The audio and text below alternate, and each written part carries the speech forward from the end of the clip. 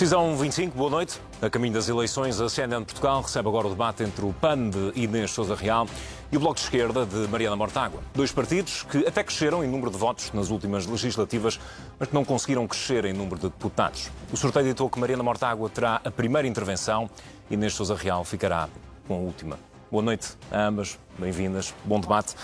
Mariana, comece por si e queria começar pela incerteza atual gerada pela guerra comercial em curso. Donald Trump anunciou hoje a suspensão de novas tarifas contra a União Europeia. A União Europeia fez o mesmo.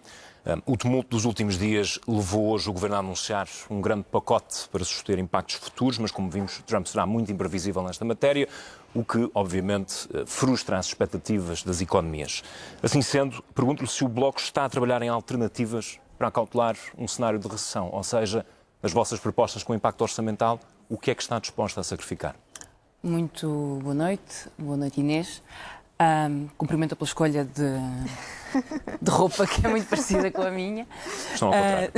Ainda bem, quer dizer que temos bom gosto. Nós, em relação à guerra comercial, em primeiro lugar é preciso perceber de onde é que ela vem e porque é que ela aparece. O Donald Trump é um bully, que se comporta como um bully e quer chantagear os países da Europa e, na verdade, os vários países do mundo para conseguir impor as suas políticas económicas. E a pior coisa que nós podemos fazer a um bully, chame-se ele Donald Trump ou André Ventura, é ceder à sua chantagem e ceder às suas imposições. A União Europeia, se há coisa que não pode fazer, é ceder à chantagem de comprar gás aos Estados Unidos da América, na quantidade que Donald Trump pretende, abdicando da sua transição energética, da sua transição climática, que é e deve ser a estratégia industrial para Portugal e para a Europa. Onde é que o Bloco está disposto, então, a ceder nas suas propostas se entrarmos em recessão? Mas eu penso que essa lógica está errada à partida. A ideia que é preciso ceder e fazer sacrifícios sem entrarmos em recessão é uma ideia que nós já percebemos que só leva a mais recessão e mais crise. Para prevenir a recessão é preciso ter investimento público e é preciso ter medidas de redistribuição de riqueza que protejam as pessoas. Resolver a crise da habitação será certamente o maior contributo que podemos dar para evitar uma recessão. Sabemos que os incumprimentos estão a aumentar, mas eu acho que há uma resposta muito dirigida que é possível fazer a Donald Trump.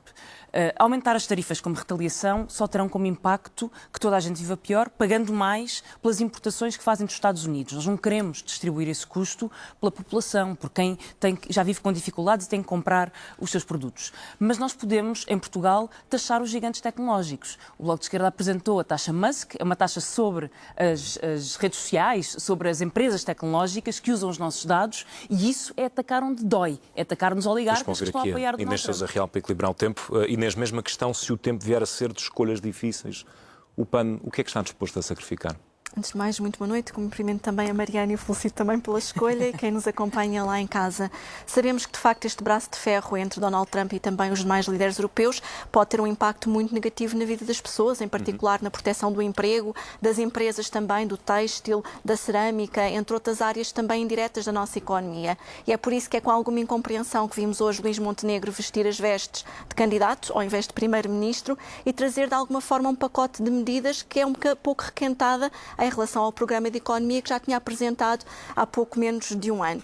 E nessa medida, para o PAN é fundamental olharmos para este contexto económico e percebermos como é que vamos proteger a nossa economia e temos todas e todos que vestir a camisola de Portugal. Sabemos que há líderes como André Ventura que se preferem colocar ao lado não só de um bully, mas de um lunático como Donald Trump, cuja conduta vai ter um efeito devastador para a economia se for avante. E por isso nós achamos que é importante apostarmos na transição para a economia verde. Ficou de fora do plano do Governo. Nós temos concorda com a Mariana Mortágua de que não será exigido sacrifício aos partidos se entrarmos em recessão, nas suas escolhas programáticas, nas suas medidas com maior impacto orçamental? É preciso que haja uma opção política no Parlamento que permita que haja visão a médio e longo prazo para garantir que o país está protegido, que temos uma proteção económica que até aqui não tem existido. Quando olhamos para as opções do Governo e para as medidas anunciadas, verificamos que, por exemplo, os fundos do PRR para a transição verde e para a economia verde, que são mais de 429 milhões de euros que estão por executar, por exemplo, poderiam ser uma prioridade, porque sabemos que pode ser uma medida diferenciadora do ponto de vista até da competitividade. E não podemos olhar só para este momento que vivemos do ponto de vista das tarifas e achar que Donald Trump se vai ficar por aí.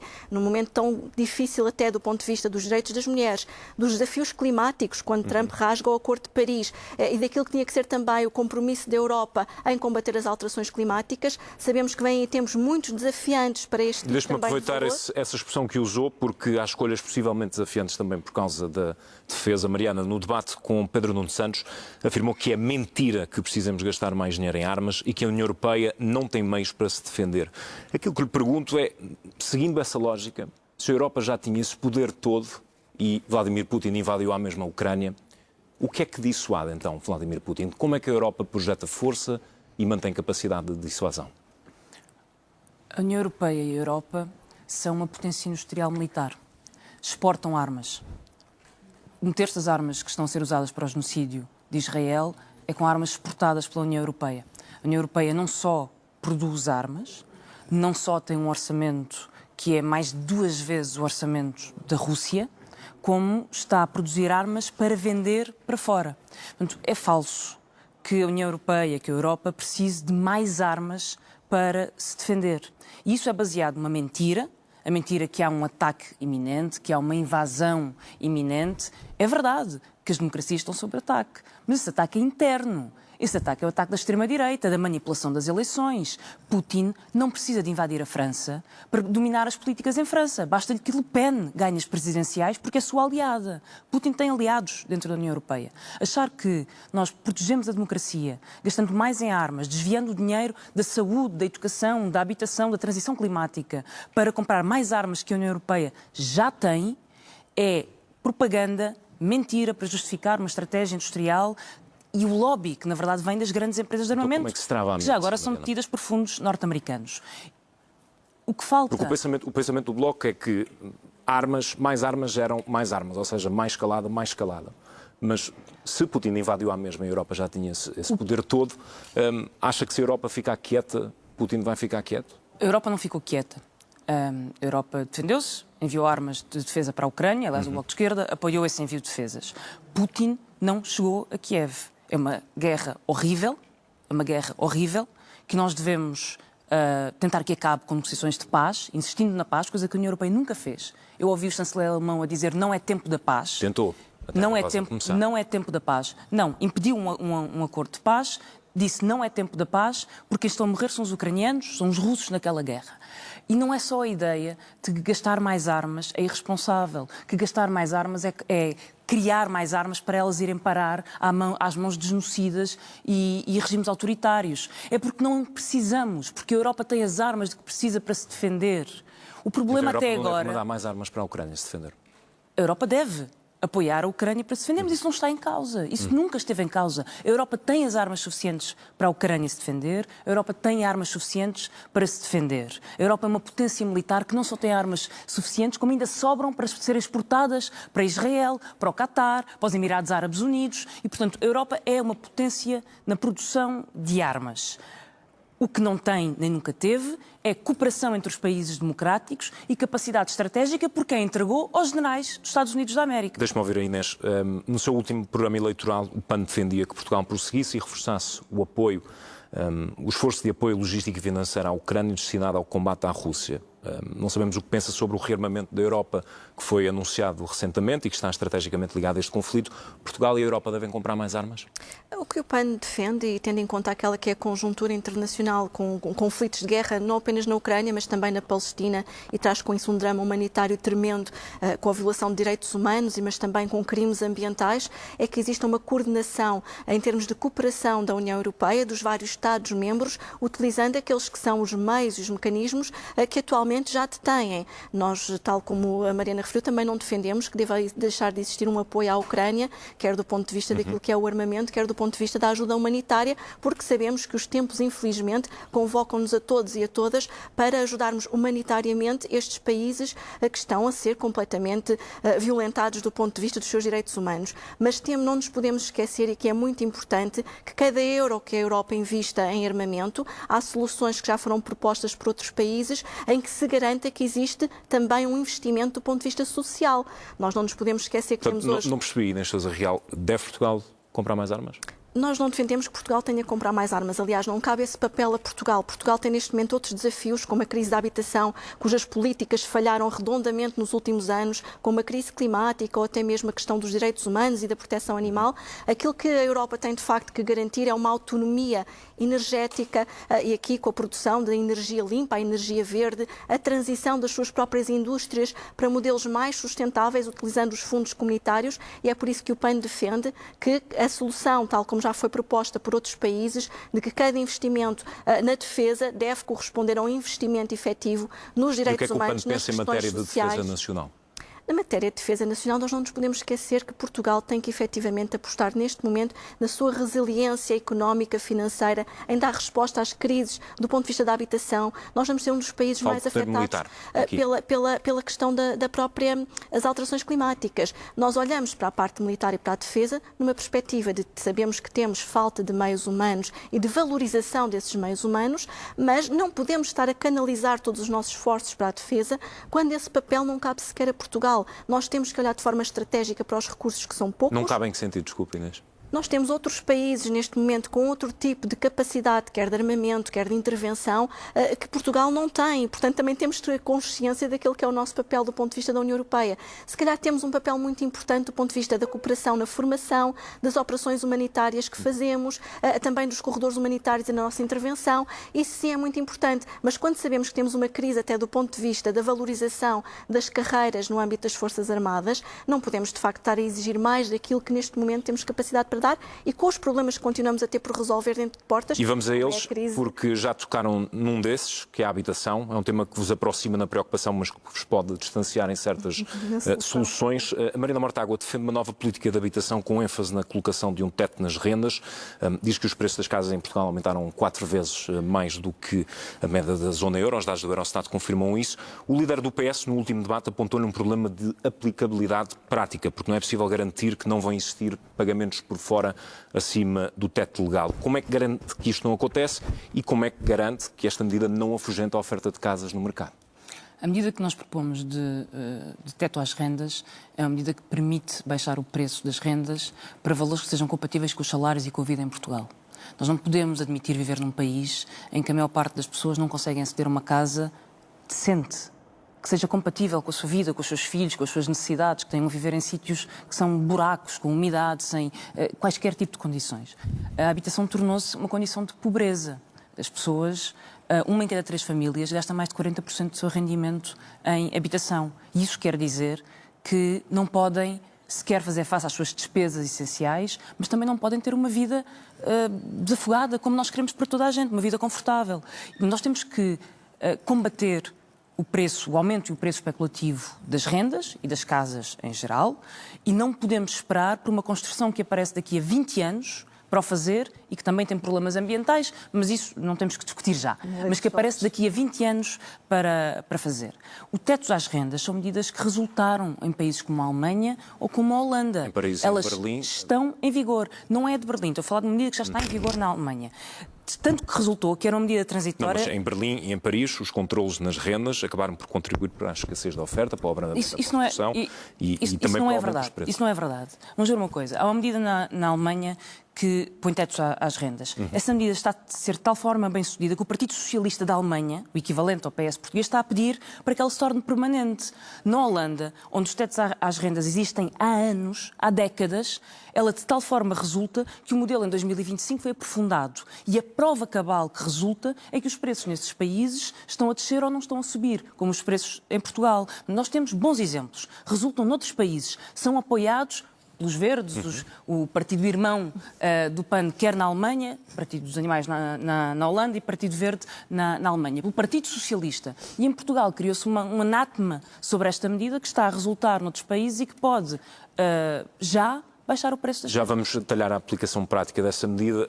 Inês Sousa Real, o PAN defende rendas acessíveis, tem no último programa alargar a oferta de habitação a preços acessíveis, muito através da reabilitação e da reconversão daquilo que é o património do Estado e património municipal. Acha que isto chega para as carências atuais? Como é que acelera a colocação de casas no mercado? Quando nós preços olhamos controlados. para a realidade, não nos podemos esquecer que os números, quando nos dizem que mais de 70% dos jovens até aos 29 anos não conseguem sair de casa dos pais, ou que temos neste momento mães que têm os filhos no hospital e que não têm alta porque estão sinalizadas como pessoas em situação de sem-abrigo, são casos reais que retratam bem a dificuldade do acesso à habitação. Também não nos podemos esquecer que, para além do arrendamento acessível, é importante que quem tem o sonho de ter casa própria também tenha medidas que deem resposta à aquisição de casa. E é por isso que o PAN não só propôs nesta última legislatura a reposição do crédito bonificado, e aqui de facto lamentamos que o Bloco não nos tenha acompanhado nesta medida, ou até mesmo o aumento do IMI de 3 para 5 anos, uma medida que foi aprovada no Parlamento para quem tem casa própria, porque precisamos de garantir que temos não só ferramentas que coloquem mais rapidamente casas no mercado, mas também o acesso ao crédito à habitação e ao arrendamento acessível. E para isso é preciso irmos mais longe. Precisamos que o património público seja disponibilizado para o arrendamento, precisamos que efetivamente existam também casas, não apenas no arrendamento acessível, mas também, como já tivemos outros programas há mais de uma década, que permitiam colocar também casas a preços acessíveis para a aquisição, para que a classe média não se veja forçada neste momento a ir para a rua, quando sabemos que temos famílias que trabalham, que não conseguem pagar a casa e que, mesmo tendo filhos ou até animais de companhia, por essa razão, acabam por ser despejadas e colocadas na rua. Precisamos garantir uma não discriminação no princípio ao acesso à habitação, mas também que o Governo tenha a visão de garantir que depois não vai estar com políticas, como foi o caso da Lei dos Solos e que procurámos revogar, que são uma via verde para destruir do ponto de vista ambiental, que não têm uma solução a curto prazo para a habitação. Mencionou aqui a questão do alargamento da isenção de IMI. O problema é que, corrija-me se estiver errado, até ao verão passado só 20 dos 308 municípios portugueses é que tinham aderido a esta medida. Estamos a falar de menos de 10% das autarquias. E dado que os maiores centros, Lisboa e Porto, estão fora da lista, como é que tenciona garantir que esta medida tem maior aplicação? É preciso sensibilizar, e o PAN já procurou fazer isso mesmo, as autarquias, para que apliquem não só esta isenção, porque aqui vamos estar a ajudar as famílias, em particular os mais jovens, mas também outros mecanismos, como a isenção do IMT na aquisição, e precisamos também promover as cooperativas de habitação, sejam elas para os jovens ou para a classe média, porque precisamos de uma vez por todas de combater este flagelo que neste momento é uma política absolutamente falhada, que é a política da habitação em Portugal. Aliás, Luís Montenegro veio congratular-se por ter mais de 60 mil fogos disponíveis. Não tem mais de 4 mil fogos disponíveis. Ele anunciou essa medida, mas não a concretizou. Deixe-me voltar aqui à Portanto, Mariana património público disponível deveria estar-se colocado ao serviço da população e não fechado pelo Estado. Mariana, o modelo que pretende aplicar, como referiu o Azeço no modelo holandês, assente num sistema de pontos que avalia várias características do imóvel, como a localização, a qualidade dos materiais, a qualidade energética. Na prática, como é que vai fazer isto? Quem é que vai atribuir esses pontos e, em função disso, definir os preços? Na verdade, no modelo holandês há uma fórmula, há um modelo em que são os próprios senhorios e os inquilinos que preenchem. Qualquer pessoa pode fazer isto. Com o tradutor online, qualquer pessoa pode aceder ao site que está disponível para as casas na Holanda, fazer uma simulação dos vários critérios. Só tem de pôr a casa onde vive, os metros quadrados, o concelho, a freguesia, se tem ou não tem eficiência energética, algumas características, e vai-lhe dar um resultado em pontos.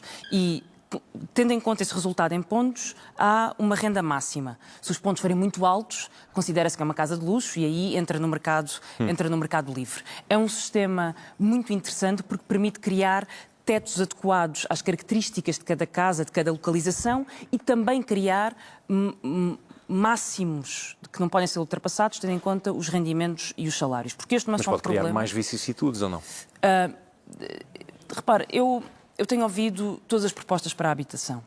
E todas as propostas que eu ouço para a habitação são aquelas que já estão em vigor. Isenções de IMT está em vigor.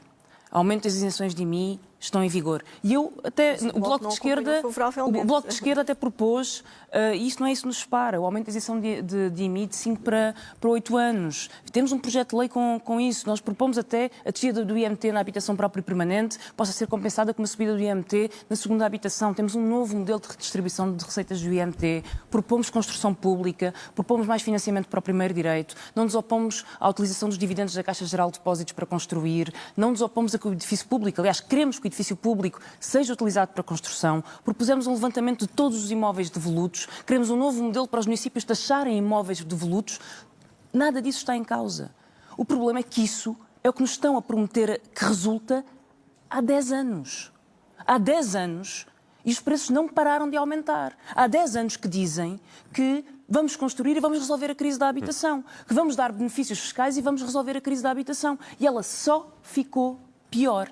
E só há um partido que tem uma proposta que permite baixar os preços da habitação agora, para esta geração, para a geração que está a ter a vida perdida porque não consegue sair de casa dos pais, e muitas pessoas mais velhas também que estão numa situação muito complicada, que são os tetos às rendas. Vamos passar ao clima, impostos, mais concretamente no quadro ambiental. Neste Sousa Real, no debate desta semana com André Ventura, no final, admitiu que a isenção sobre os produtos petrolíferos deve acabar. A questão que lhe lançavam é que quem vai pagar mais é quem abastece. Que alternativas viáveis propõem então para os portugueses que dependem da utilização do carro para trabalharem?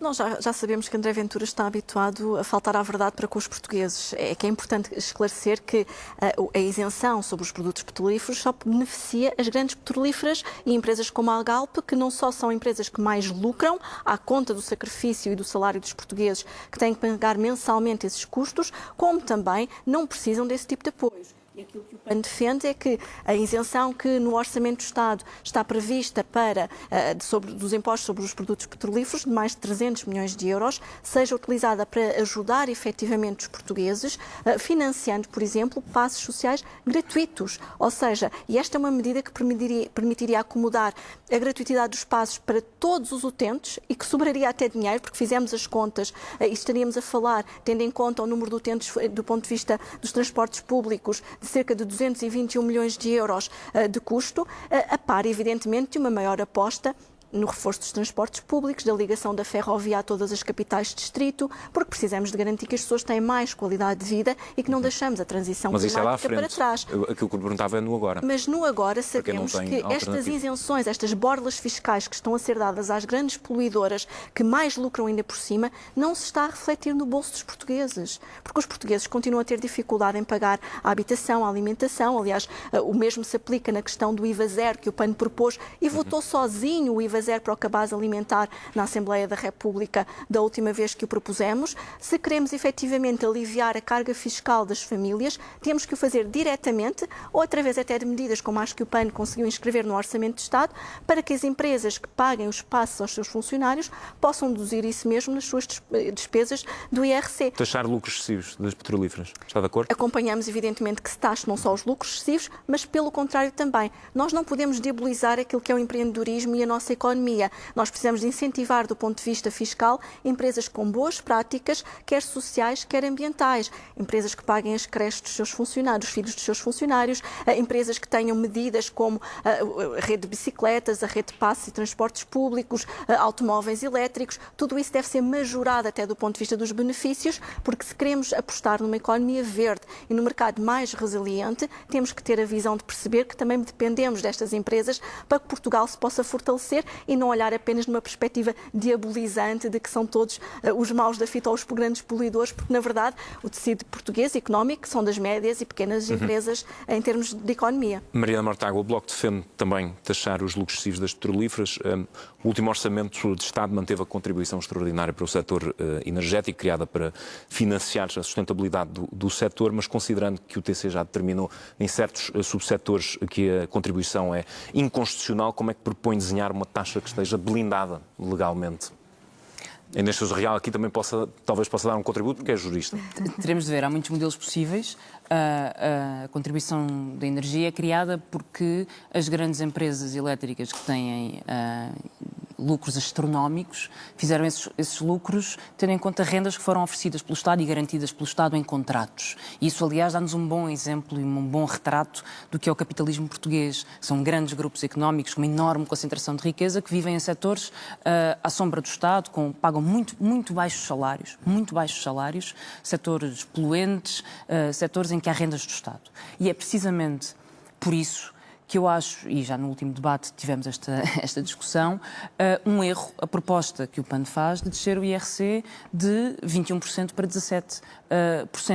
E, obviamente, que essa descida do IRC beneficia as grandes empresas, as pequenas e médias já pagam um IRC mais reduzido. E quem são as grandes empresas? Bom, desde logo a Galp, que teria um benefício de quase 100 milhões de euros se o IRC fosse 17%, e a banca, que teria um benefício de 226 milhões de euros se o IRC fosse 17%. É um erro. De acordo com o TAU, se o IRC baixasse de 21% para 17%, o custo orçamental dessa medida seria quase 1.500 milhões de euros. E nós precisamos desses 1.500 milhões de euros e para investir na transição... Ou mantinha acesso com uma taxa extraordinária sobre os produtos? Eu entendo que a SES, Ou seja, uma dupla tributação neste caso. A SES não se aplica apenas às petrolíferas. A SES setor energético. é o setor energético e eu acho que é uma taxa justa. O que se coloca depois são questões de constitucionalidade e questões jurídicas que não gostaria de me alongar muito sobre elas aqui. Mas acho que há outras propostas que podem nos trazer mais justiça fiscal. Propostas como a descida do IRC, como defende o PAN, é um erro. 1.500 milhões. IRS jovem, 1.000 milhões. É dinheiro que faz falta, que é preciso para investir nos serviços públicos e que só aumenta as desigualdades em Portugal. Deixe-me dar aqui a oportunidade de resposta à Inês Real neste ponto. Inês? Sim, até porque discordamos efetivamente no PAN. Aliás, quando o PAN propôs a descida do IRC, excluía não só esse tipo de empresas, como também nós aqui olhamos para a economia e volto a repetir, o PAN não diaboliza as empresas portuguesas que têm boas práticas. Se queremos, por um lado, lá está, cortar nas isenções sobre os produtos petrolíferos, temos que garantir que as empresas têm uma capacidade de resiliência por força da sua capacidade de competitividade. Se criamos outros fatores que permitem a majoração, como os benefícios em termos de políticas sociais e ambientais, estamos a falar de critérios que concorrem com esta medida para que, efetivamente, não só nós estejamos aqui a beneficiar quem mais lucra e polui, como, por exemplo, a questão da taxa sobre os lucros extraordinários. E mesmo em relação ao IRS jovem, eu acho que o Bloco aqui perdeu uma oportunidade de acompanhar o PAN naquilo que era corrigir um erro que este Governo fez. Porque, efetivamente, quando nós defendemos a descida, a alteração do IRS jovem, nós não tocávamos nem beneficiávamos os jovens que têm mais rendimentos e, portanto, que têm rendimentos, como, por exemplo, e deu-se este caso, e sabemos que aqui também há uma dicotomia dos jogadores de futebol, não só não estávamos a beneficiar esses jovens, mas estávamos sim a beneficiar os jovens excluídos desta medida, alargando àqueles, por exemplo, que vivem em casa dos seus pais, que fazem parte do agregado familiar e que não beneficiam do IRS jovem ou que já estavam no mercado de trabalho. E, portanto, é para nós um pouco incompreensível que o Bloco não nos acompanhe, porque estas medidas são razoáveis, são ponderadas e equilibram na balança estes vários valores, a justiça social e a justiça ambiental, a par de uma economia que se quer que seja uma economia verde e resiliente, porque o país não pode também viver asfixiado em impostos. Essa não pode ser a varinha mágica ou a solução mágica para obrigar as empresas a serem responsáveis do ponto de vista social e ambiental. Estamos a entrar nos instantes finais. Queria ainda olhar para um tema rapidamente, Mariana Mortágua, em matéria de segurança. Os últimos dados do RASI mostram uma diminuição da criminalidade geral, mas o aumento da criminalidade violenta e grave, entre os maiores aumentos, o crime de violação, 10% de um ano para o outro. Ambas defendem tornar o crime público. Há uma petição que já ultrapassou 125 mil assinaturas. Por que é que ainda não houve consenso nesta matéria? Bom, quero só responder. Nós não defendemos taxar os grandes lucros das grandes empresas porque achamos que essa é uma forma de ter a transição energética e ambiental. Nós defendemos taxá-los porque é justo, porque tem que contribuir para a sociedade e para a economia. E depois para não entrar em injustiças como, por exemplo, o PAN defende ter benefícios fiscais para instrumentos financeiros emitidos por empresas chamados as Green Bonds. E dá como exemplo no seu projeto que em Portugal só algumas empresas é que emitem Green Bonds, nomeadamente a Altri.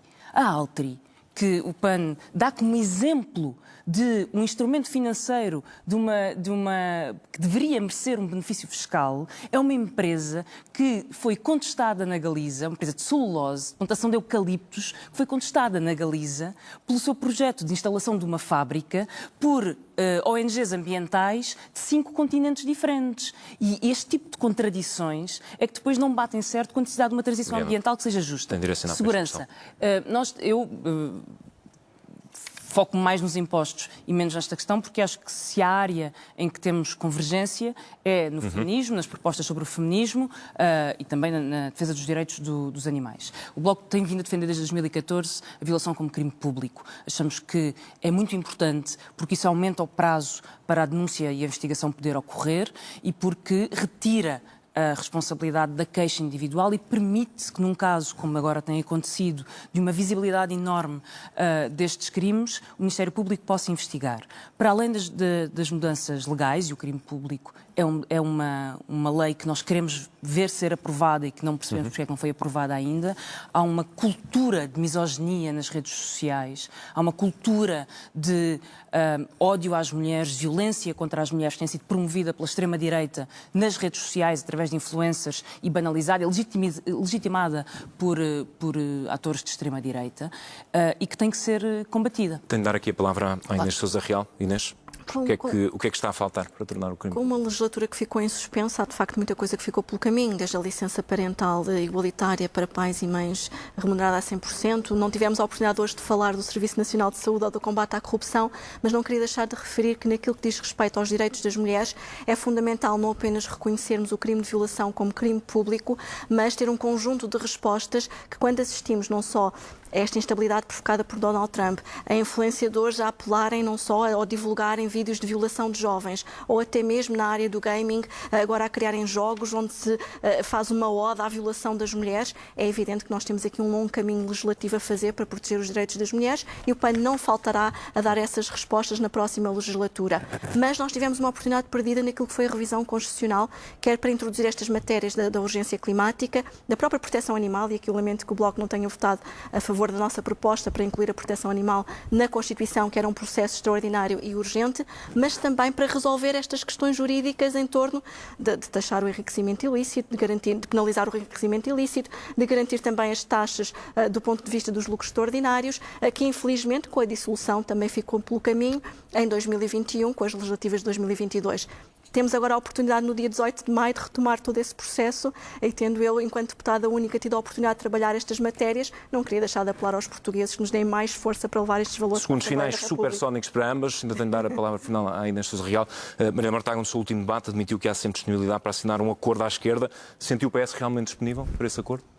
Penso que este é o momento de os partidos mostrarem as suas diferenças e serem claros sobre o seu programa. O Bloco de Esquerda tem um programa muito claro de justiça, para resolver a crise da habitação, e acho que, e agora porque estamos aqui com o PAN, temos muitas convergências no feminismo, nos direitos dos animais, na importância da causa ambiental e da transição energética. Temos diferenças também. Na habitação temos diferenças e na justiça fiscal temos diferenças. Eu continuo sem perceber como é que se compatibiliza taxar lucros excessivos com descer uma taxa de IRC de 21%. Inês Sousa Real, já cresceu em número de votos nas últimas eleições, mas só conseguiu manter um mandato, porque é que acha que vai conseguir mais deputados desta vez? Eu reforço que, de facto, nós, neste momento, e num momento em que os portugueses se sentem indignados perante o facto não só de irmos novamente para eleições, mas também da instabilidade que o país e o mundo vivem, é importante olharmos para aquilo que tem sido a qualidade do trabalho dos deputados na Assembleia da República. Temos muitos deputados, e em particular as forças da extrema-direita, que agitam a bandeira do populismo em torno da corrupção, mas que depois não dão respostas aos problemas das pessoas. O PAN tem trabalhado para dar essas respostas, não apenas naquilo que é a proteção animal, e do ponto de vista ideológico somos bastante claros com o nosso roteiro quando combatemos as touradas, quando combatemos também a violência contra mulheres ou quando queremos garantir a transição climática, mas precisamos de mais força para que efetivamente tenhamos um grupo parlamentar, porque partimos com a legitimidade de ter sido a deputada, sendo deputada única, ter sido a força política que mais concretizou propostas Mariana no Parlamento. Mortágua, obrigado pela vossa presença esta noite. Obrigada. O calendário dos debates continua já amanhã na TV e na CNN. A decisão 25 regressa às 9 da noite, hora de Portugal Continental, desta vez com o Frente a Frente AD Livre, moderado pela Sara Pinto. Da minha parte é tudo. Boa noite.